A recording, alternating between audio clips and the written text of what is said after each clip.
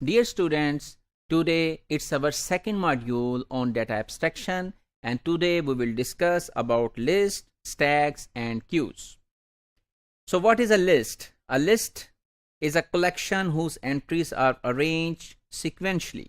So for example, here we have displayed a list, and this list contains different names, and these names have a start which is denoted by head and the last entry as tail.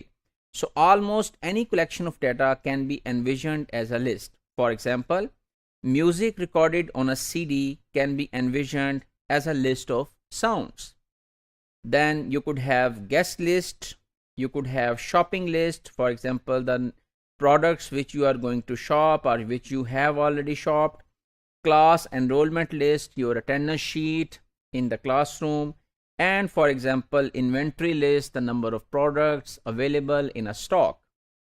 So we traverse this list in different ways, and by restricting the manner in which these entries of a list are accessed, we obtain two special type of lists known as stacks and queues. So let's discuss them in detail. So what is a stack? Stack is a list in which entries are inserted and removed only at the head. So for example, here is a stack of books. If you have placed one book and you want to place another book, that would be placed on the top, the next book on the top, and the next book on the top. So if there is another book which we want to add, so we will add always on the top.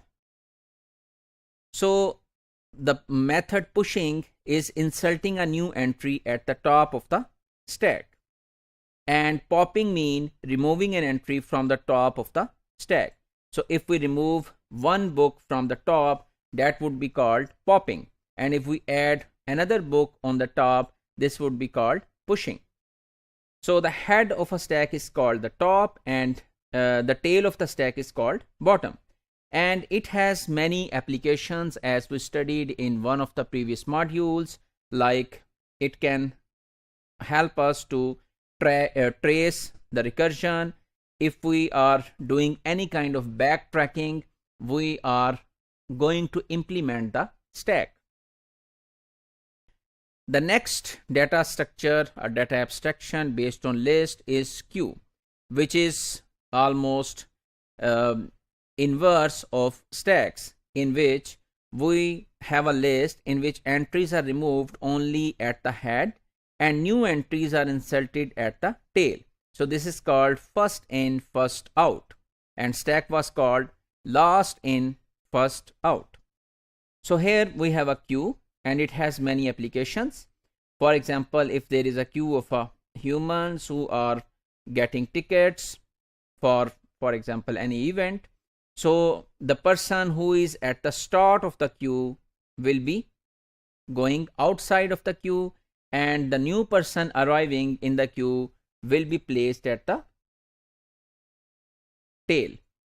So in computer science, one of the underlying structure of buffer can be implemented as a queue, which helps us to move data from one location to another, and in between we implement a buffer so that if the sender has more speed or the receiver is not receiving the information or bits which we are sending more efficiently, then that information could be buffered, could be stored temporarily between those two locations.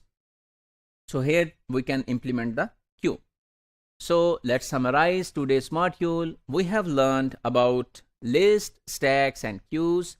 We have learned that what are lists and how data is accessed within the list, forming stacks and queues.